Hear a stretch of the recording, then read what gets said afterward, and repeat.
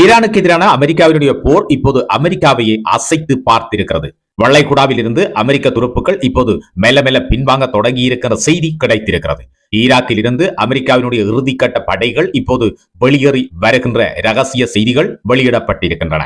ஈரானினுடைய தொடர்ச்சியான தாக்குதல்களை தாக்குப்பிடிக்க முடியாததன் காரணமாகவும் ஆயுத பற்றாக்குறை காரணமாகவும் இந்த நடவடிக்கை மேற்கொள்ளப்படுகின்றது என்று ரகசிய தகவல்கள் வெளியிடப்பட்டிருக்கின்றன. மத்திய கிழக்கில் உலகின் 4வது மிகப்பெரிய வல்லரசாக இப்பொழுது ஈரான் வளர்ந்து வருகிறதா? மத்திய கிழக்கில் அமெரிக்காவினுடைய மிகப்பெரிய இருப்பை கேள்விக்குறியாக்கி இருக்கிறது ஈரான்.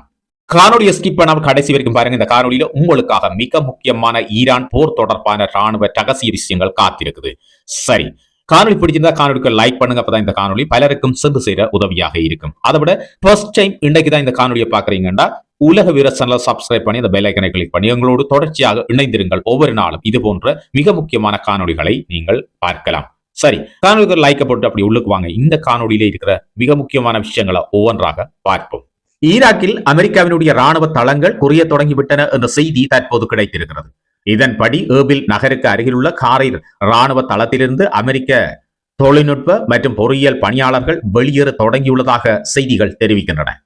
ஈராக்கின் மௌலுமா செய்தி நிறுவனம் குர்திஸ்தான் பிராந்தியம் முழுவதும் அமெரிக்க பணியாளர்கள் மற்றும் உபகரணங்களின் ஒட்டுமொத்த குறைப்பின் ஒரு பகுதியாக அங்குள்ள அமெரிக்க ராணுவ தளத்தில் நிறுத்தப்பட்டுள்ள சிறப்பு அமெரிக்க குழுக்கள் இப்போது வெளியேறி வருவதாக தெரிவிக்கப்படுகிறது. மேலும் ஏனைய பிராந்திய அறிக்கைகளின்படி அவசியமற்ற பணியாளர்கள், பயிற்றுனர்கள் மற்றும் ஆலோசகர்கள் ஹாரிர் அமெரிக்க ராணுவ தளத்திலிருந்து இடமாற்றம் செய்யப்பட்டுள்ளனர். அதே நேரத்தில் ராணுவ தளபாடங்கள் அத்தளத்திலிருந்து ஏர்பில் பன்னாட்டு விமான நிலையத்திற்கும் பலத்த பாதுகாப்பு போடப்பட்டுள்ள அமெரிக்க கன்சல்ட் வளாகத்திற்கும் மாற்றப்பட்டிருக்கின்றன.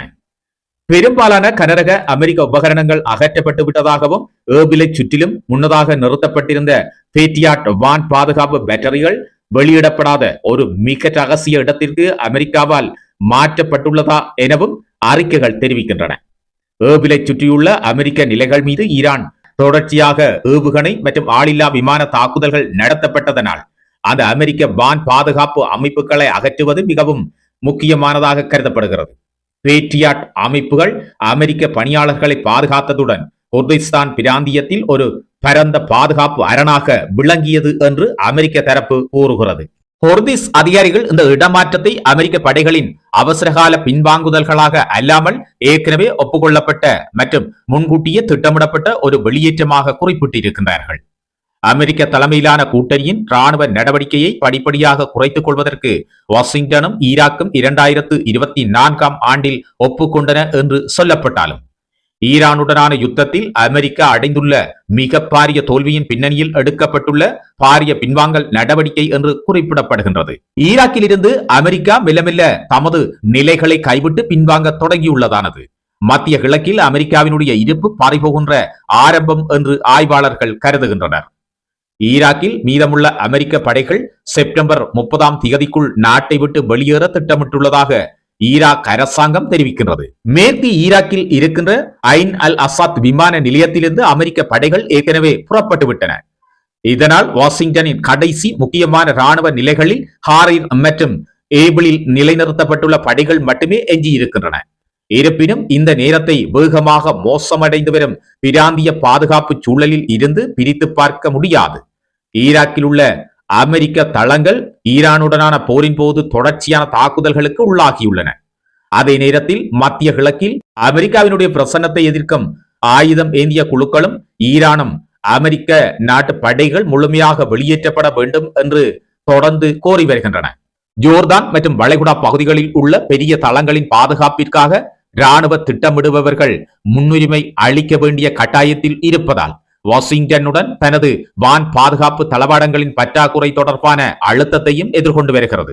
ISIS இயக்கத்திற்கு எதிரான தாக்குதல்களை தொடர்ந்து இந்த ஈராக் விலகல் ஒரு மாற்றமாக அமைகிறது என்று பென்டகன் அறிவிக்கிறது.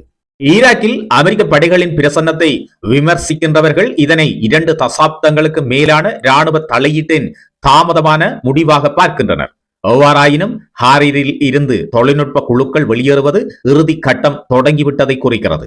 பிராந்தியத்தை மாற்றியமைக்கும் என்ற எதிர்பார்ப்புடன் அமெரிக்கா 2003ஆம் ஆண்டில் ஈராக்கிற்குள் நுழைந்தது. இப்போது பாக்தாத் தனது இறையாண்மையை மீண்டும் நிலை நிறுத்துவதாலும் மேற்கு ஆசியா முழுவதும் வாஷிங்டனின் இராணுவ பிடி தளர்ந்து வருவதாலும் அதன் பணியாளர்கள், உபகரணங்கள் மற்றும் ஏவுகணை பாதுகாப்புகள் ஒவ்வொன்றாக அகற்றப்பட்டு வருகின்றன.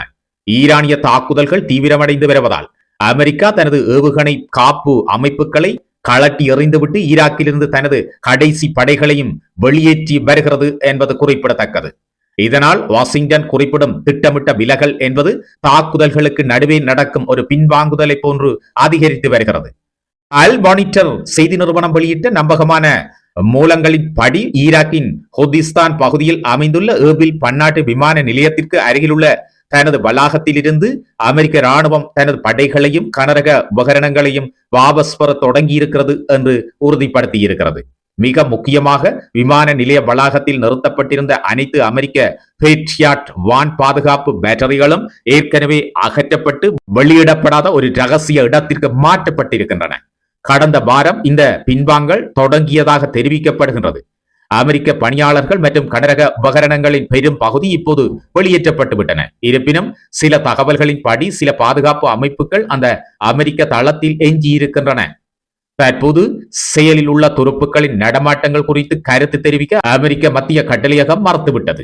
இந்த பின்வாங்கல் என்பது வழக்கமானது என்றும் செப்டம்பர் 30ஆம் தேதிக்குள் ஈராக்கை விட்டு அமெரிக்கா வெளியேற வேண்டும் என்ற வாஷிங்டன் மற்றும் பாக்தாத் இடையேயான ஒப்பந்தத்திற்கு இணங்க கூடியது என்று பிராந்திய அதிகாரிகள் வலியுறுத்துகின்றனர். ஆனால் இந்த தருணம் மிகவும் சங்கடமான ஒரு கதையையும் சொல்கிறது. அதேவேளை பிப்ரவரி மாதம் அமெரிக்கா இஸ்ரேலிய போர் ஈரானுக்கு எதிராக தொடங்கியதிலிருந்து ஏர்பில்லும் அதை சுற்றியுள்ள குர்திஸ் பிராந்தியமும் தொடர்ந்து ஈரானிய மற்றும் போராளிகளின் ட்ரோன் மற்றும் ஏவுகணை தாக்குதல்களை எதிர்கொண்டு வந்துள்ளன. விமான நிலையத்தில் உள்ள அமெரிக்க வளாகமே திரும்ப திரும்ப குறிவைக்கப்பட்டுள்ளது.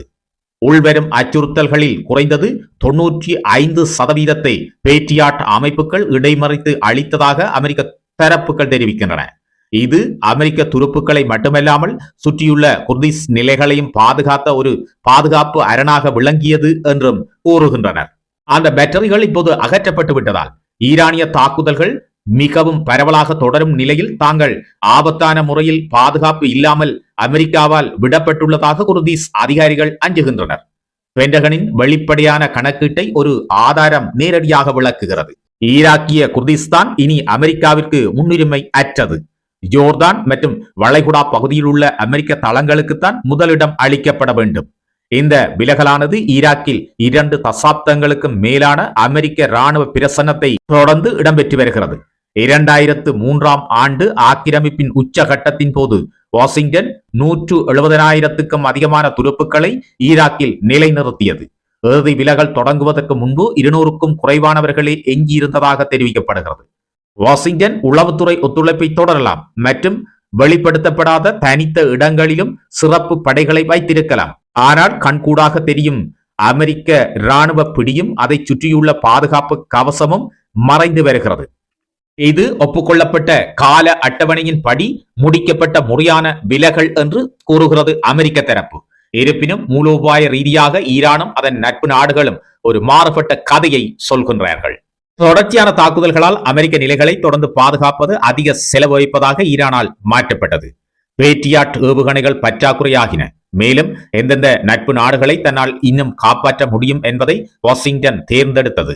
துருப்புக்களையும் பாதுகாப்பையும் அகற்றுவதற்கும் முடிவு செய்தது. தான் ஈராக்கில் தனது பணியை முடித்து விட்டதாக அமெரிக்கா கூறுகிறது. தொடர்ச்சியான அழுத்தம் கொடுக்கப்பட்டால் எந்த ஒரு நட்பு நாட்டை பாதுகாக்க முடியும் என்பதை அமெரிக்காவை தீர்மானிக்க வைக்க முடியும் என்பதை தான் நிரூபித்துள்ளதாக ஈரான் கூறியது இப்போது நிஜமாகிவிட்டது. மேற்கு ஆசியாவின் பிற போர் முனைகளில் ஒரு உடையக்கூடிய அமைதி நிலவினாலும் இப்பகுதியில் உள்ள மிகப்பெரிய எரிவாயு துறை மீது தாக்குதல் நடத்தப்பட்டதை தொடர்ந்து வட ஈராக் புதிய வியத்தகு ட்ரோன் தாக்குதல்களால் தாக்கப்பட்டுள்ளது. ஈராக்கின் குர்திஸ் பகுதியில் உள்ள மிகப்பெரிய இயற்கை எரிவாயு நிலையமான மூலோபாய ரீதியாக முக்கியமான ஹோர்மோர் எரிவாயு துறை மீது நள்ளிரவு ட்ரோன் தாக்குதல் நடத்தப்பட்டதாக ஈரானிய அரசு ஊடகங்கள் தெரிவிக்கின்றன. இது நாட்டின் மிக முக்கியமான எரிசக்தி மையங்களில் ஒன்றில் பெரும் அதிர்வலைகளை ஏற்படுத்தி இருக்கிறது. சுலைமானியா மாகாணத்தில் அமைந்துள்ள ஹோர்மோர் துறை குர்திஸ் பிராந்தியத்தில் உள்ள பெரும்பாலான மின் நிலையங்களுக்கு இயற்கை எரிவாயுவை வழங்குகிறது. இதனால் இது வட ஈராக்கின் மின்சார வலையமைப்பு மற்றும் பொருளாதார ஸ்திரத்தன்மையின் ஒரு முக்கியமான தூணாக விளங்குகிறது. ஏர்பில் நகரிலிருந்து கிட்டத்தட்ட 200 கிலோமீட்டர் தொலைவில் பல வெடிப்புகள் பதிவாகிய அதே வேளையில் இந்த தாக்குதல் வெடித்தது. அமெரிக்க கன்சல்ட் பகுதிகள் உட்பட ஏர்பில் நகரின் பல பகுதிகளில் குறைந்தது 7 வெடிப்புகள் எதிரொலித்ததாக உள்ளூர் மற்றும் ஈரானிய ஊடகங்கள் தெரிவித்திருக்கின்றன. ஏர்பிலின் வடகிழக்கில் உள்ள ஹலிபாப் மற்றும் சொரான் பகுதிகளில் உள்ள உட்கட்டமைப்பு வசதிகளை பல ட்ரோன்கள் குறிவைத்ததாக காவல்துறை வட்டாரங்களை மேற்கோள் காட்டும் அறிக்கைகள் தெரிவிக்கின்றன. சமூக ஊடகங்களில் வெடிப்புகளின் காட்சிகள் வேகமாக பரவியதைத் தொடர்ந்து பாதுகாப்பு படையினர் பதிலடி கொடுத்திருக்கின்றார்கள்.